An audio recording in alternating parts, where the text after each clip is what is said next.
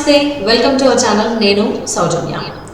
Big boss 7 ఎంత hype create చేసింది అని అంటే ఉల్టా పల్టా అని చెప్పేసి అని స్టార్టింగ్ నుంచి కూడా అంటే ప్రోమో రిలీజ్ చేసినప్పటి నుంచి నిన్న అటువంటి ఎఫెక్ట్ ఎలా ఉంది అని అంటే ఫైనల్ విన్నర్ వరకు కూడా.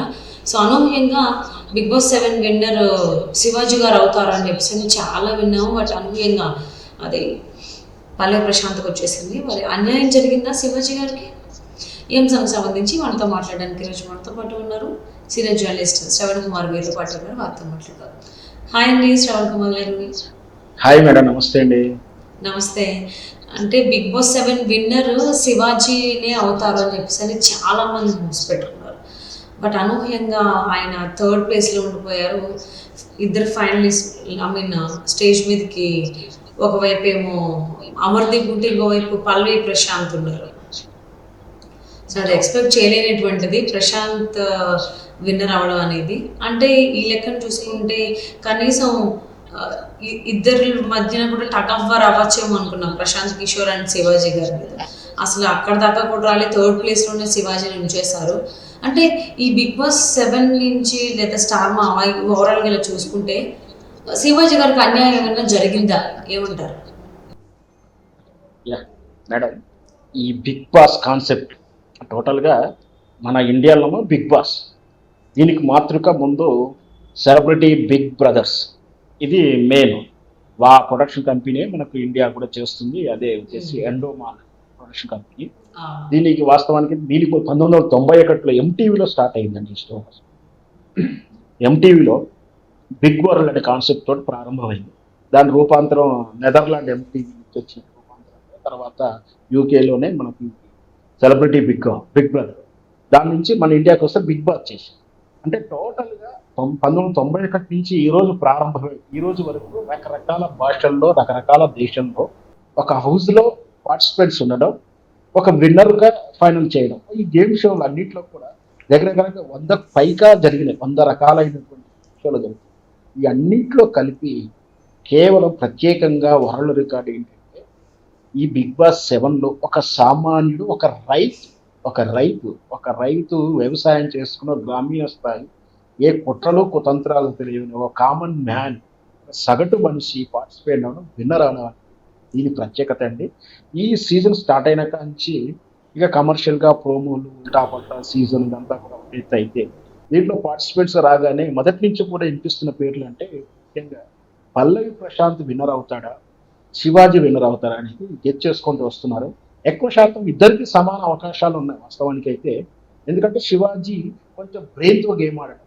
ఇంతవరకు నాగార్జున కూడా అన్నారు, టోటల్ ఆల్ సీజన్లో కేవలం బ్రెయిన్ గేమ్ ఆడుతూ తన టాలెంట్ నిరూపించుకుంది కేవలం శివాజీ ఒక్కటే అన్ని సీజన్లో. ఒక ట్యాక్లింగ్గా, ఒక న్యాక్గా ఎదుటి వాళ్ళని బ్రెయిన్ వాచ్ చేస్తూ, బ్రెయిన్లో టాస్క్ ఇస్తూ, వాళ్ళని కన్ఫ్యూజ్ చేస్తూ, రాబోయేది ఏంటి, బిగ్ బాస్ ఇచ్చిన టాస్క్ అర్థం ఏంటి, అసలు టాస్క్ ఇవ్వగానే ఏం కోరుకుంటున్నాడు, ఈ విధంగా ఆలోచిస్తూ దాన్ని ఎట్లా గెలవాలంటూ అట్లా విధంగా వెళ్తూనే ఉన్నాడు. అయితే ఇకపోతే ఇక్కడ టాస్క్ గేమ్తో పాటు బిగ్ బాస్ డిసిజన్ అనేది ఒక డిసైడ్ చేస్తుంది. ఇక్కడ వీళ్ళ పెర్ఫార్మెన్స్ ఒక డిసైడ్ చేస్తుంది. ఈ రెండింటి వెనక ఇంకొకటి పబ్లిక్ ఓటింగ్ అనేది డిసైడ్ ఫ్యాక్టర్.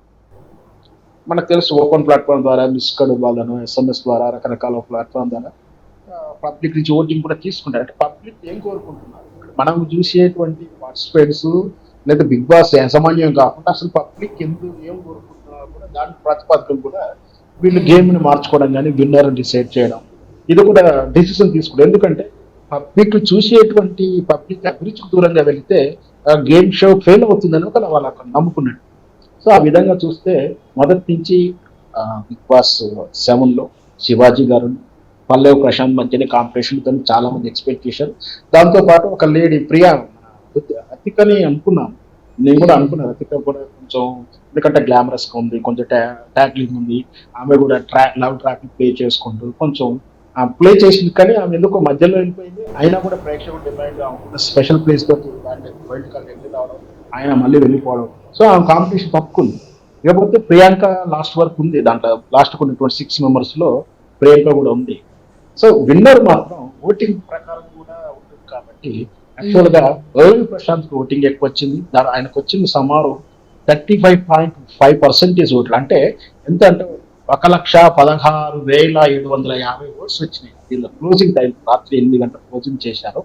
ఆయన ఫస్ట్ స్థానంలో ఉన్నారు.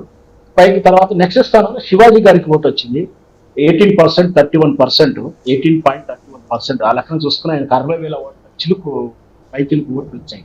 సో ఇది కూడా పనిచేసింది. అంటే అక్కడ గేమ్ వాళ్ళు ఆడే పెర్ఫార్మెన్స్ విషయంలో కానీ లేదా వాళ్ళు ఎలిమినేషన్ నామినేషన్ ప్రక్రియ ఇదంతా కూడా దాంట్లో శివాజీ 2వ స్థానానికి వెళ్ళిపోయారు ఓటు స్థానం ప్రకారం. కాకపోతే లాస్ట్ రన్నర్గా అతను ఉండలేకపోయాడు, రకరకాల కారణాలు. ఏదైనా సరే శివాజీ అయితే ఇక్కడ పార్టిసిపేట్స్ చాలా చక్కగా ఆడారు. ఎందుకంటే ఆ గేమ్స్ ఆడుతున్నప్పుడు పల్లవి ప్రశాంత్ ఎవరు టార్గెట్ చేయలేదు. ఫస్ట్ వీడు అమాయకుడు ఏదో పోతారులే వీళ్ళు లెక్క చేయలేదు. శివాజీ తెలుగుగా వాడుతున్నావు కాబట్టి శివాజీ మీద కాన్సన్ట్రేట్ చేస్తూ అందరూ నామినేషన్కి ఆయన పేరు ఎక్కువ వాడుతున్నారు. అతను ఎక్కడ గెలుస్తాడో అని చెప్పేసి ఎప్పుడైతే బ్రెయిన్ గేమ్ తో ఆడుతున్నాడో ఈయన మన కాంపిటేటర్ అనిపించినప్పుడు శివాజీని చాలా సార్లు నామినేషన్ ప్రక్రియకి అయినా సరే తన టాలెంట్తో బయటకు వచ్చాడు. ఇక రెండో వారం మూడో వారం వచ్చేసరికి పల్లవి ప్రశాంత్ మీద పబ్లిక్ లో బాగా సింపతి పెరిగింది. అందరూ డిమాండ్ ఉన్నారని చెప్పేసి వాళ్ళకి సమాచారం అందేలా వాళ్ళకి అర్థమైందా లేక పార్టిసిపెంట్స్ కూడా అందరూ కూడా మనం చూసాం పల్లవి ప్రశాంత్ ఏ విధంగా టార్గెట్ చేసి అమర్దీప్ కానీ అందరూ కూడా ఈవెన్స్ రతిగా కూడా అతనికి రివర్స్ అయ్యా హ్యాండిల్ చూస్తున్నాం. ఇదంతా కూడా ఓటింగ్ ప్రకారం చూసుకుంటూ వెళ్తూ చివరాఖరికి వెలిగిన 6 మెంబర్స్ లో శివాజీ రన్నర్ కూడా మిలకపోవడం అని అన్యాయం కాదు. వాస్తవానికి కాంపిటీషన్ అవుతున్నారని చెప్పేసి అందరూ టార్గెట్ చేయడం వల్ల ఎక్కువ నెగిటివ్ వర్డ్స్ అటు వచ్చాయి.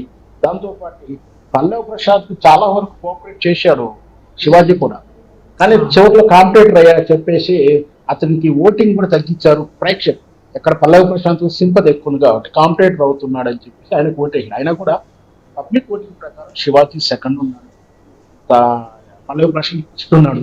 అమర్దీప్ అయితే 4th స్థానంలో ఉన్నాడు. వాస్తవానికి 4th స్థానంలో కేవలం ఆయనకు 45,000 ఓట్లు మాత్రమే వచ్చినాయి. కేవలం ఇది ఫినాలే విషయంలో ఓన్లీ అంటే ఏ వారానికి సంబంధించిన వారం ఓటింగ్ శాతం ప్రకారం. సో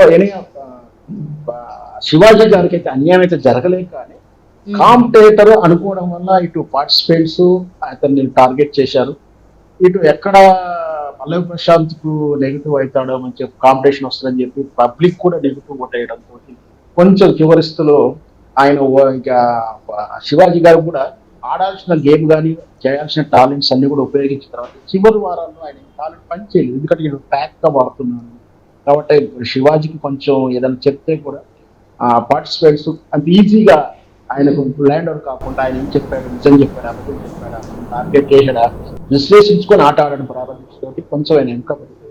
సో ఈ ఆటల్లో మాత్రం పల్లవి ప్రశాంత్ గెలుపు వాస్తవమైనప్పటికీ శివాజీ యొక్క ఆట తీరు మాత్రం అందరూ కూడా ప్రశంసించారు. ఆ మెచ్యూరిటీ కనిపించింది.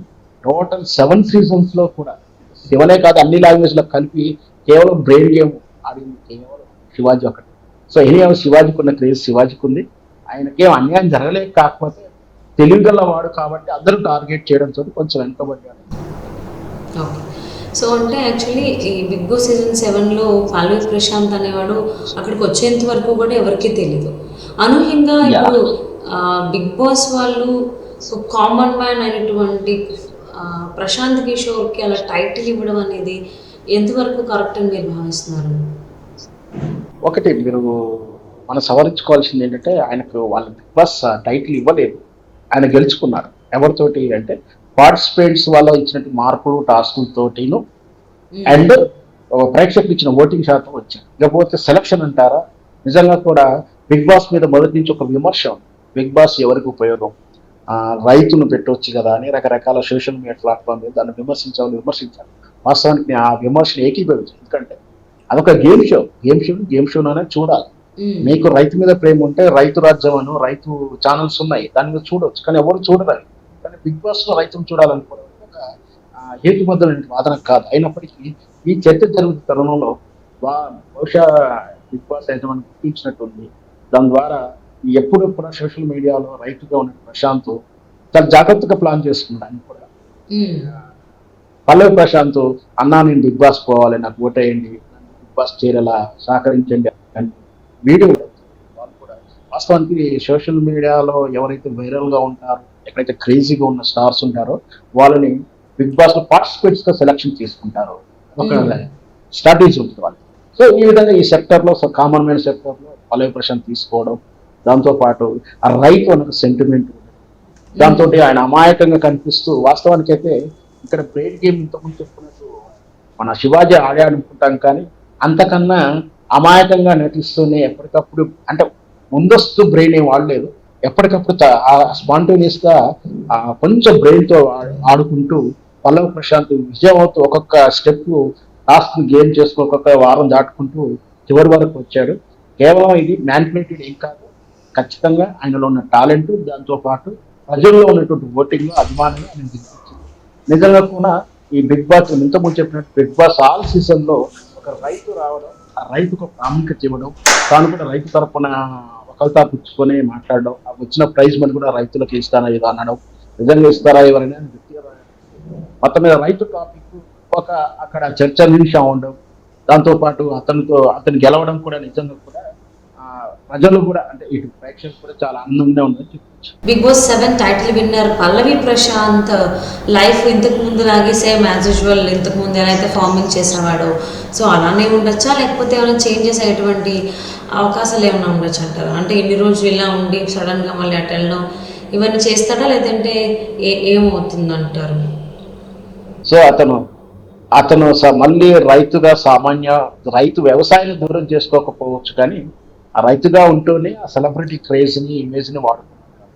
ఖచ్చితంగా అంటే మన ప్రేక్షకులకు మన టెలివిజన్ స్క్రీన్ కానీ సినిమా స్క్రీన్ కానీ విడిచి వెళ్ళడం కేవలం ఆ రైతు వ్యవసాయం చేస్తూనే మళ్ళీ ఈ స్క్రీన్ కు దగ్గరగా ఉండడానికి ఖచ్చితంగా మనకు సోషల్ మీడియా కూడా కానీ యూట్యూబ్స్ కానీ ఎవరు కూడా వదలడం, అతని నుంచి మళ్ళీ ఏదన్నా షార్ట్ ఫిల్మ్స్ కానీ లేదా సీన్స్ చేయడం కానీ మళ్ళీ స్క్రీన్ షేర్ చేసుకుంటూ ఏదో నటన అని చెప్పలేము, కానీ ఏదో విధంగా స్క్రీన్ మీద ఉంటూనే ఖచ్చితంగా మళ్ళీ దాంతోపాటు కమర్షియల్ వాల్యూస్ కూడా ఉంటాయి, బ్రాండింగ్స్ ఉంటాయి, కంపెనీ బ్రాండింగ్ ఎండార్స్ చేస్తుంటారు. ఖచ్చితంగా ఇటు అంటే అంటే అసలు ఈ ఈ స్క్రీన్ బిగ్ బాస్ 7 విన్ అవడం వల్ల ఆ పల్లవి ప్రశాంత్కి ఏమైనా బెనిఫిట్స్ ఉండేటువంటి అవకాశాలు ఉన్నాయి అనుకోవచ్చు అంటారా? ఖచ్చితంగా ఆర్థిక ప్రయోజనాలు ఉంటాయా ఉండవని సెకండరీ, కానీ తన ఒక లైఫ్ గోల్ అచీవ్మెంట్ పెట్టుకున్నాడు, అన్న బిగ్ బాస్కి వెళ్ళాలి అని. దాని తగ్గట్టే ఇప్పుడు అతను బిగ్ బాస్ రావడానికి చాలా కష్టపడ్డాడు, ప్లాన్ చేసుకున్నాడు.